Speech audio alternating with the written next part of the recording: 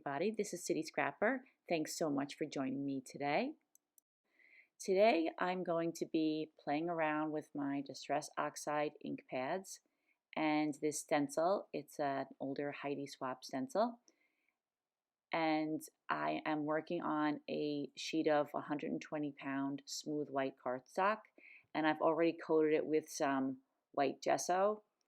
Since I'm going to be using, since I am using here, Distress Oxides on the background, I like to have gesso on the background. It helps the colors lift up later on in the process. I add some water droplets, and when there's white gesso, the water droplets will help lift off some of the color. Since I know there are fewer colors in the rainbow than there are openings in this stencil, I decided I was going to blend some colors together within some of these cutouts. So I'm blending together, I do it for each of the colors. I just have a little area where the next color is blended into the color before it, and I did it with the red and the orange already and the orange and the yellow. And I just thought it would add a little bit of interest so that there weren't just blocks of color. And I also haven't really used these inks a lot, and so I wanted to kind of play around with blending them and see what they could do. The one that I have the most trouble with is the yellow, because the dauber gets full of the other color that I'm blending it into so easily. So I find I'm having to use new daubers or go wash out the daubers that I use with the yellow so that I don't get my yellow stamp pad all full of other colors. So I'm just going around adding the colors, and I'm going in rainbow order. And like I said, I'm blending together certain areas with two different colors. I recently created a layout using these same colors and the same technique in the background. So when I made that layout, I used a collection from Simple Stories called Summer Paradise. And I decided, since I'm using the same colors and this background would also look good with beach photos, that I would just use the same collection and also use some beach photos on this background. With everything that's been going on lately, we haven't been going to the beach. The beaches are open where I am. They've started to open things back up again, but we've just kind of been staying home this summer, so I had to live the beach through photos. So now I'm just finishing up the rainbow, blending together the blue and the purple.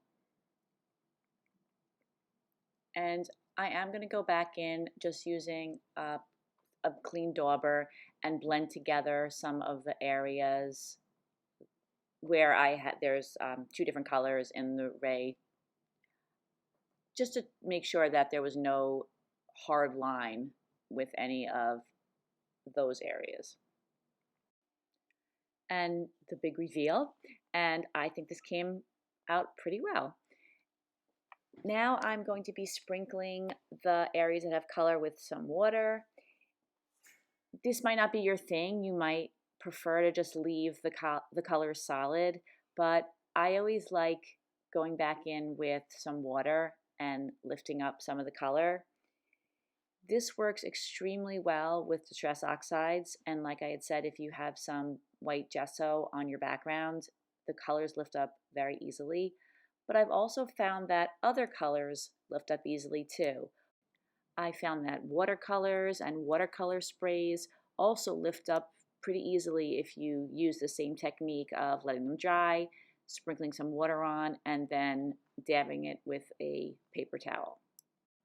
I also want to mention that in addition to adding water droplets, I did add some watered down white acrylic paint splatters to the whole background. There's no footage of that, but I did add quite a few splatters, and you'll see that later on in the close-ups. So I'm continuing to add splatters. I want to make sure that it looks pretty even all around the layout. I don't want there to be lots of droplets in one place and not in another.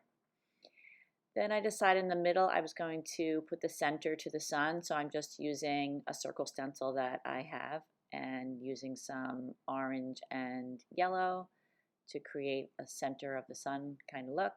and I wanted to make sure that that matched the rays, so I put some water droplets on that as well. Now I'm using a paper trimmer to cut off the areas in the background that are white and don't have any color on it.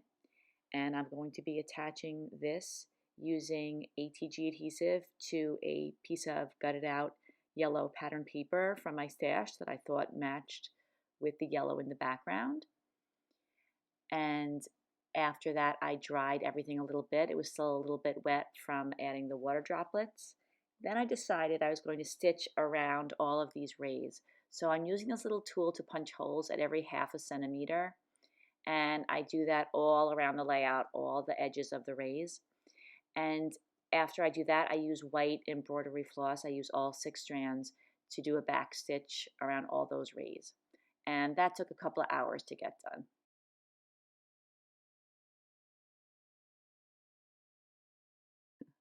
I decided that since there weren't a ton of embellishments that came with this collection, that I would use these Heidi Swapp Resist ephemera. I've had these in my stash for a while, and they were really fun to use. At first, I used a little bit too much water, and the heart and the star got a little bit soggy. So then I decided I was not going to use water, or I was not going to use so much water. I just took the ephemera and I kind of rubbed it on the stamp pads instead. And I don't show all of this. It's the same process for all of them. I rub them on the stamp pads, and then I use my brush to spread the color around, not too much water. And then I use a paper towel and I rub the areas that are supposed to be the resist areas that are supposed to remain white, just to get up the color. And the more I rub them, the more white the white areas become. So here are all the embellishments painted, and I'm going to start embellishing the background of this layout by backing my photo, and I'm using some of the papers from that Simple Stories Summer Paradise collection, and I'm offsetting the yellow and the blue, or that turquoisey color, and I'm putting the red in the background. And that background is a cut apart card, and I thought I might want to use it at some point, so I cut out the center and I just use that edge for my photo. I also pop my photo up on some foam. There's not too much dimension on this page for me. Sometimes I add a ton of dimension, but I just decided I would pop up my photo and a couple of the embellishments. So I started laying down all those embellishments that I sprayed earlier. And I mainly use those embellishments. And I have 2 main clusters in addition to the banner, which is going to have the title on it. And I try to put all 7 colors of the rainbow in each of those clusters. So I'm backing the stars with colors that I thought were complementary. And in the end, I'm just trying to make sure that I have all the colors in each cluster. So I do fuss around for a long time with these embellishments. I don't show you all of that. It just takes a really long time for me to get things just the way I want them.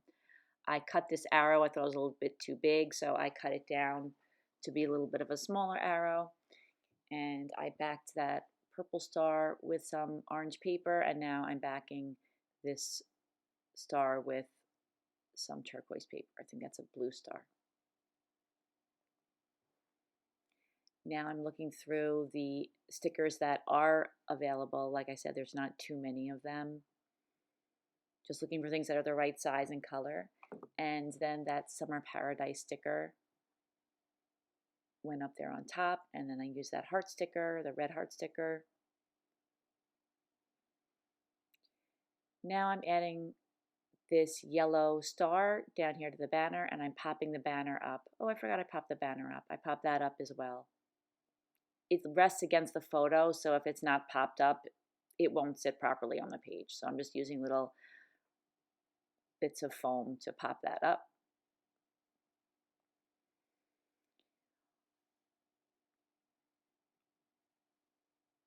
Once I popped that up, I decided I was going to also pop up these two larger stars. And I used some foam to do that as well. And there I am just attaching some of these embellishments and just getting them down. Sometimes I will move things around forever, so it's good if I finally decide on something, it's a good idea for me to attach them down because otherwise I just keep rearranging them. And I decided to do a double foam on this particular star because it sits on top of the photo, and I don't know if it was really necessary to put double foam, but I felt it was at the time, and it turns out to be fine, so I just left it alone. And I put some extra adhesive on that sticker just to make sure that it stays attached to the background. And I really felt that that center of the sun should be more intense, so I went back in and I added some more ink.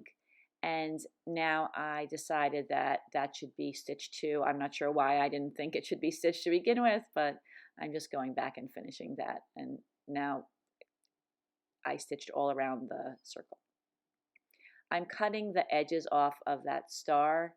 There were some white edges. I decided to cut those off. And I found this little sticker.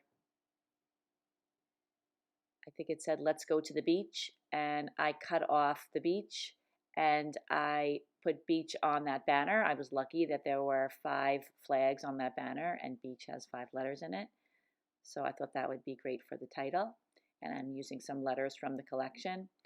And now I'm just putting on some enamel dots. I thought it would look cute if I added a lot of different colors to the banner. So I'm finding the right color enamel dots, putting that sticker back on now that I have the enamel dots down. And now I'm just spreading a couple more onto the stars in different colors. And I switch out that color of yellow because I like that color better. I thought it matched. And as a final touch, I add in a yellow arrow. That is my layout for today. Thank you so much for watching, everybody. I hope you will like and subscribe. And I hope everybody has a fantastic day. I will see you all again soon. Take care, everyone. Bye-bye.